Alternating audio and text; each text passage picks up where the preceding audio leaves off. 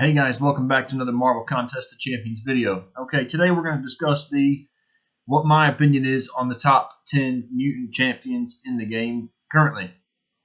Before I get started with that, I just want to let you know I've done all the different classes now except for this one and Mystic, which I'll do probably tomorrow. So if you've missed out on any of those, then please go back and check them out. Hit the like button for this video if you've enjoyed it, subscribe. Hit that notifications bell. That way you get notified of any more content that I put out that you might miss out on. So I will just say really quick, guys, if you disagree with any of these, that's absolutely fine. Just put it in the comments below. Just do it constructively. Don't do it like an ass. Everyone's been fantastic so far. I really enjoyed the comments, so keep those coming. Okay, number 10, we are going to go with Cable. Now, Cable, since Apocalypse has come out, has been absolutely amazing, at least in my opinion, because I use him in loads, almost every single Alliance quest, and I do map 6. I use Apocalypse and him at least for every Alliance quest. So all you need to do with Cable now, at least all I do, is just parry heavy, and it just degens to your opponent. Just massive degens. Really easy. He doesn't need to be a horseman, in my opinion. He does benefit, with being a horseman, but he doesn't need to be a horseman. So that's why I've got him at number 10.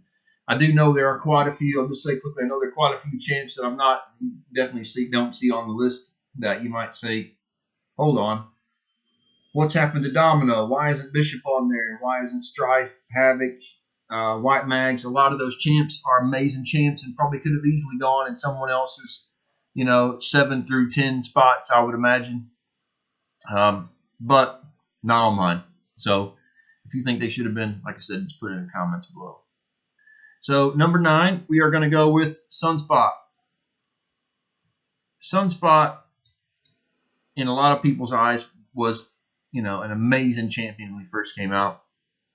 One of the very top drawer champions. And I think a lot of that was just down to his offensive abilities, his ability to show up those big yellow numbers that everyone likes to see, which is fantastic. That's why I like him.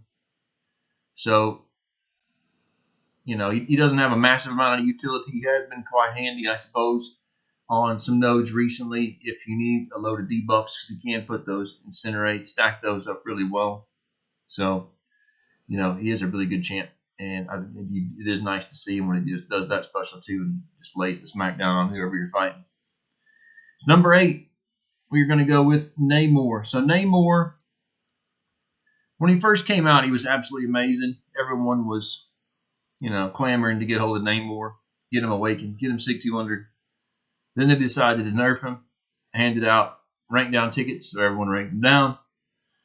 And then the last 6 months or a year, I would imagine, he's been getting used a lot more because there's been a lot of nodes in game that, it's very beneficial to be using Namor with that ability to direct back the damage that you receive back on the defender. So he's been extremely helpful. So I think there's been a lot more use of Namor in recent times, but just be aware, he needs to be awakened and sigged up to a high sig, preferably SIG 200. So number 7, I've put Kitty Pryde. Kitty Pryde is a new champ that seems to be going to be an amazing champ. I know a lot of people are saying that she could even be, one of the top mutants, but I don't really like to put, or at least don't like to consider a lot of the newer champs as, absolutely groundbreaking champs until they've been out for a good while to see what types of content they're going to be really good at, and what type of nodes, all that sort of thing. But she is going to be amazingly good. I do like her quite a bit because I think she reminds me a little bit of Ghost with the phase ability and all that sort of stuff, and she hits really hard. So she's just really good overall. So that's why I've got her at number 7. Number 6, we're going to go with Omega Red. So Omega Red is, again, another really great champ. Always has been considered one of the very top mutants. But again, he doesn't really he benefits massively from being awakened, high SIG, so SIG 200, and from using suicides. So if you're not running suicides, he's still good. But if you've not got him awakened SIG 200, he's good, but he's definitely not nearly as good as what he could be. I think that's the kind of the best way to put it. It's kind of like Corvus or say Black Widow, Clairvoyant, someone like that. Without running suicides, they're just not as good as what they could be with those. So anyway, on to number 5. So any of these guys, you could probably say, or at least make a good argument for any of these being number 1, 2, 3, 4, 5. So I've put them how I've put them, and I'll give my kind of explanations why.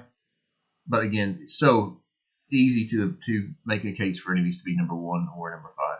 So starting with number 5, we're going to go with Archangel as number 5. So Archangel is, I love Archangel. I've loved him ever since I started playing, and even just pulled him as a 4-star and used him back in the day when 4 stars were, groundbreaking, the best of the best. But if the champion can bleed, if they can be poisoned, then Archangel is your man. He's probably a year or so ago, 2 years ago, he was starting to be not used very often. But in the last, I'd say 6 months to a year, he's been used more and more and more. A lot of these Summer of Pain fights and things like that, it seemed to be like, each week it was, who we're using, who's the best. And it seemed like Archangel, his name was coming up more and more and more all the time. So again, if it can bleed, it can poison, then he's probably your man. Number 4, Professor X. I have just recently pulled Professor X as a 6-star. I've taken him up to rank 3. I really like Professor X. I usually don't like to use champions that are a little bit more rank up to get that power. To get the high attacks. But he is really, really good, and he is definitely worth it, because once you get that done, then he hits like a truck, and he's got really great synergies to go to a lot of other champs. So number 3, I've put Colossus. So Colossus, when I first started playing, was an absolute bag of shit. That's putting it nicely. I've always liked Colossus as a character. When I was a kid watching the X-Men cartoon, it was always him and Cyclops were my favorite. Wolverine. By the way, if you haven't heard yet, that's coming back out. Pretty much supposed to look exactly the same, the cartoon, as it did in the 90s, early 90s. And I think the story's taken over from the same place or something I heard as well. So that's quite exciting if you're a bit of an X-Men nerd from the 90s. And if you've got some kids, you can maybe watch it with as an excuse. Anyways, Colossus is an absolutely fantastic champion now, especially if you use him with his synergies with Omega Red and a couple of others. When he starts doing loads of crits, just parry heavy, he just hits like an absolute truck. So, and he's a tank. He's like the first champ to be able to use as being to just automatically do Realm of Legends fights. So that just goes to show you how big of a tank that he actually is. So number 1 and number 2, again, interchangeable really. I have put number 2 as Apocalypse. Apocalypse, when he first came out, everyone seemed to think, the Horseman abilities that he provided was his main plus. And it is. I mean, his ability to make amazing players even more amazing is fantastic. His abilities to make mediocre players, mediocre champs, into amazing champs is awesome in its own right. To be able to play champs that you normally wouldn't play, maybe like Storm. Storm turns into a really decent champ when you make her when you put her with Apocalypse and make her a Horseman. So he's loads of fun in that right. Plus, he's so much fun as well just on his own now. I think in the last 6 months, people have realized that not just using him to make someone a horseman, you can use him on his own in his own right, and he's absolutely outstanding. So if you have been lucky enough to pull APOC as a 5 or 6 star, definitely try to use him on his own. And I would tell you, if you have got a cable and you haven't ranked your cable up, just try them together before you maybe rank them up and to see what you think. But with cable, he goes straight to the 4 charges or whatever they're called straight away. So, that's really great in its own right. So, anyway, enough about APOC. Last champ on the list, number 1, is Magneto. So Magneto, Red Magneto, again, exactly like Colossus.